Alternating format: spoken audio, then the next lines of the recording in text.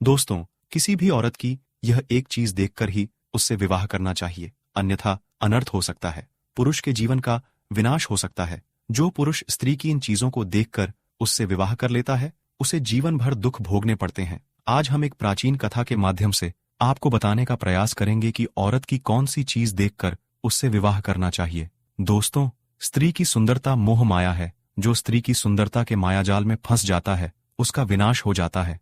प्राचीन काल से ही कहा गया है, जो स्त्रियों में रत हो जाता है वह नष्ट हो जाता है। स्त्रियों का कोई अगम्य नहीं होता, स्त्रियों का कोई प्यारा नहीं होता। जब तक स्त्रियों को कोई पुरुष नहीं मिलता, तब तक वह बड़ी ही सती सावित्री बनकर रहती है, और जब वह किसी पुरुष को अपने वश में कर लेती है तो चालें चलती है, अपनी धूर्तता पर उतर आती है। इसीलिए विद्वान आर्षमुनि कहते हैं कि बुद्धिमान मनुष्य को स्त्रियों से दूर ही रहना चाहिए। जो खुद का कल्याण चाहता है, जो परम पद की अभिलाषा रखता है, वह अपने मुख से किसी स्त्री का नाम भी ना ले, क्योंकि स्त्रियां विपाद करती है, गमन करती है, घुड़कियां देती हैं, हंसते के साथ हंसती है, रोते के साथ रोती है, चालें चलती है। अतः स्त्रियों की माया अपरंपार है। स्त्रियां एक पुरुष को देखती हैं, दूसरे पुरुष को चाहती है, तीसरे पुरुष के साथ भोग विलास करने की इच्छा रखती है, अतः इनका कोई प्यार नहीं होता।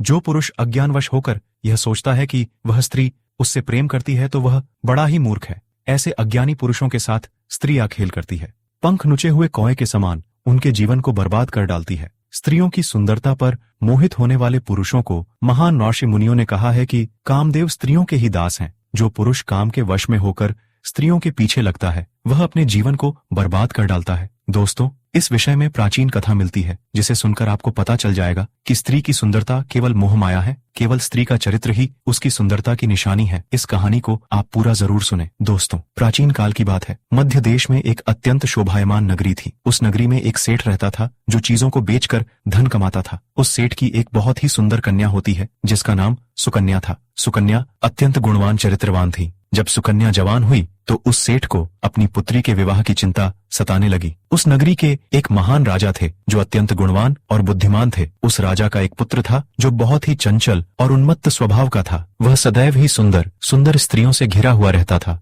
और स्त्रियों से खुद की सेवा करवाता था। उसे नाच गाना करना, मद्यपान करना आदि बुरी आदतें थीं। फिर एक दिन वह राजकुमार घोड़े पर सवार होकर उस नगर में सैर करने के लिए निकलता है। तभी वह घोड़े पर बैठकर उस सेठ के घर के पास से गुजरने लगता है, तो वह देखता है कि एक अत्यंत सुंदर कन्या घर के सामने खड़ी होकर अपने बाल सूखा रही थी। वह कन्या परम सुंदरी, प्रतिमान मर्दिनी और मणिमन मोहिनी थी। उसे देखकर कोई भी उस पर मोहित हो जाए। जब राजकुमार ने उस कन्या को देखा तो वह मंत्रमुग्ध हो गया, उस सुंदर कन्या पर मोहित हो गया। देखते ही उस राजकुमार को उस कन्या से प्रेम हो गया। वह सुंदर कन्या कोई और नहीं बल्कि सेठ की बेटी सुकन्या थी। सुकन्या के सुंदर मनमोहक रूप ने उस राजकुमार को पूरी तरह से जकड़ लिए। उस राजकुमार की सुध बुध नहीं रही और वह राजकुमार वहीं से लौटकर अपने राजमहल चला गया। उस राजकुमार ने खाना पीना छोड़ दिया और पलंग पर लेटकर उसी सुंदर कन्या के बारे में सोचने लगा। उस राजकुमार ने पूरा दिन भोजन नहीं किया और दुखी होकर बस उस कन्या को पाने की कामना करने लगा। जब यह बात महाराज को पता चली कि उनके पुत्र ने खाना पीना छोड़ दिया है, तो वे दौड़ते हुए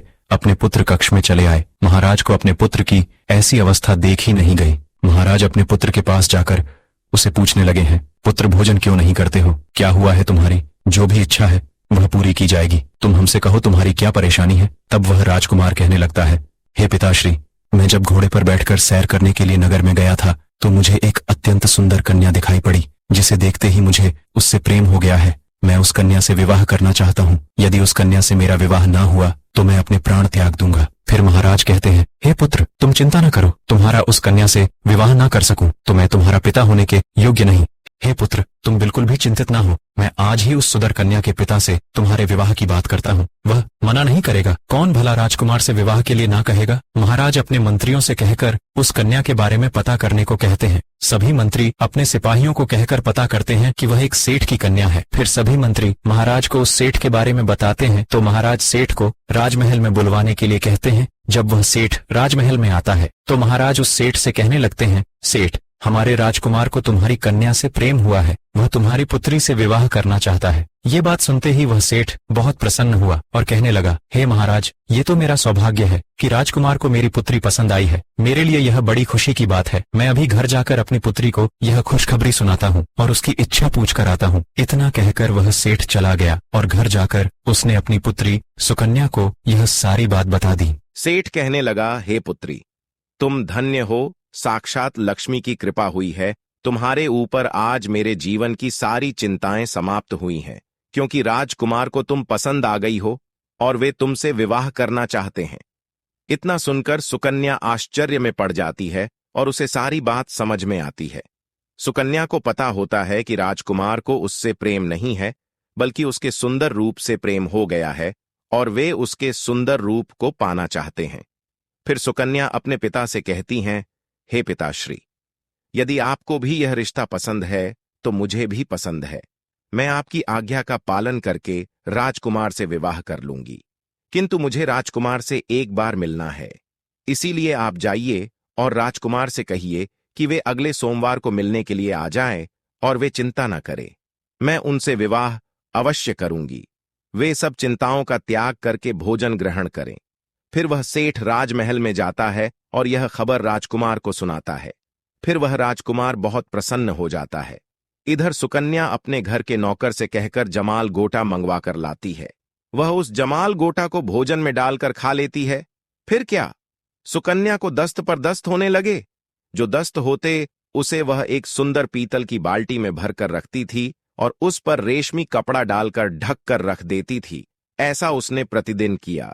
वह रोज जमाल गोटा खाकर भोजन करती और फिर दस्त पर दस्त होने पर अपनी विष्ठा को वह पीतल की बाल्टी में भरकर उस पर रेशम का कपड़ा बिछाकर रख देती थी। देखते ही देखते कुछ ही दिनों के अंदर 30-40 बाल्टी भर के विष्ठा जमा हो गई और उसने उन सभी बाल्टियों को एक लाइन में रख दिया। जुलाब के कारण सेठ की कन्या की हालत बहुत खराब हो गई। उसका चेहरा सूख गया, उसके गाल बैठ गए, उसका चेहरा किसी भूतनी की तरह दिखने लगा। उसे देखने से नफरत होने लगती थी। फिर उस सेठ की कन्या ने एक टूटी हुई चारपाई पर गदी बिछा दी और उस गादी पर उसने थोड़ा सा पाखाना छिड़क दिया, जिस कारण से उस गदी से बहुत ज्यादा गंदी बदबू आने लगी।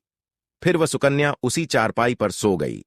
इतनी तैयारी करने के बाद सुकन्या ने अपने पिता को बुलाया और कहा, हे पिताश्री, आज सोमवार है। आज ही के दिन मैंने राजकुमार को बुलाया है, इसीलिए आप जाइए और उस राजकुमार को बुलाकर लेकर आइए।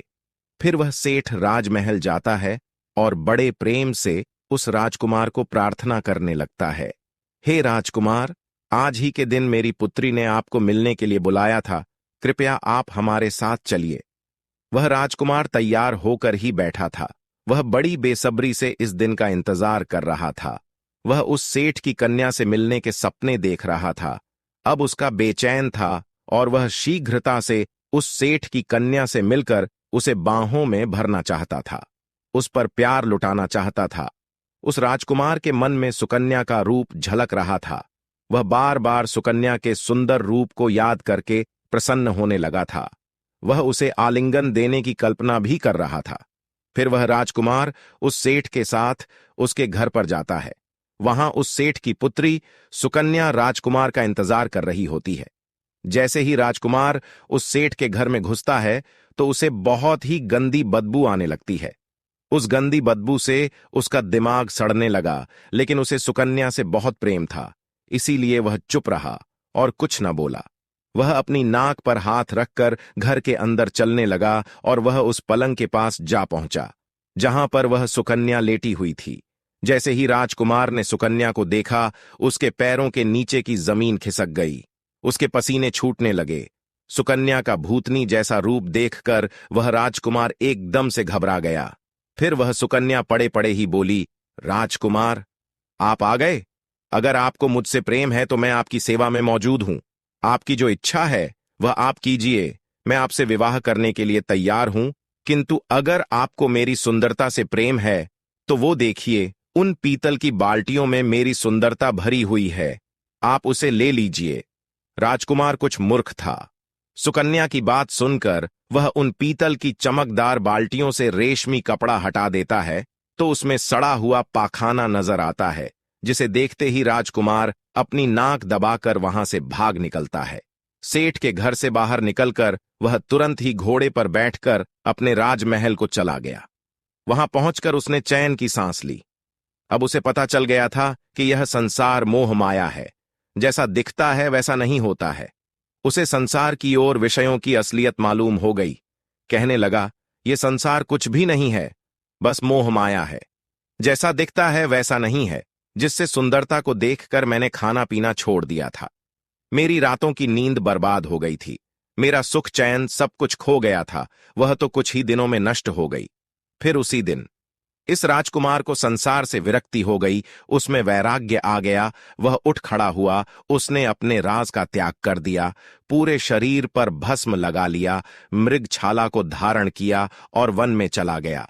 वन में जाकर वह परमात्मा की भक्ति में लीन हो गया। उसके अंदर से सब प्रकार के लालच, दोष, आसक्ति, मोह सब कुछ नष्ट हो गई और उसका अंतर्मन पवित्र हो गया। तो दोस्तों, शरीर की सुंदरता केवल बाहरी होती है, जिसे देखकर मनुष्य को कभी अपना मानसिक संतुलन नहीं खोना चाहिए। मनुष्य का अंतर्मन सदैव ही शुद्ध होना चाहिए, तभी उसे सामने वाले के मन की सुंदरता दिखाई पड़ती है। स्त्रियों के सुंदर रूप को देखकर उन पर कभी मोहित नहीं होना चाहिए। स्त्रियों के मन की परख करनी चाहिए। बाहरी सुंदरता तो कुछ ही दिनों की मेहमान होती है, जो बाद में नष्ट हो जाती है, किंतु मन की सुंदरता चिरकाल तक रहती है। तो दोस्तों, आपको यह कथा कैसी लगी? कमेंट करके जरूर बताएं। जानकारी अच्छी लगी तो वीडियो को लाइक जरूर करें। कमेंट में जय श्री राम जरूर लिखें। साथ ही चैनल को सब्सक्राइब करें।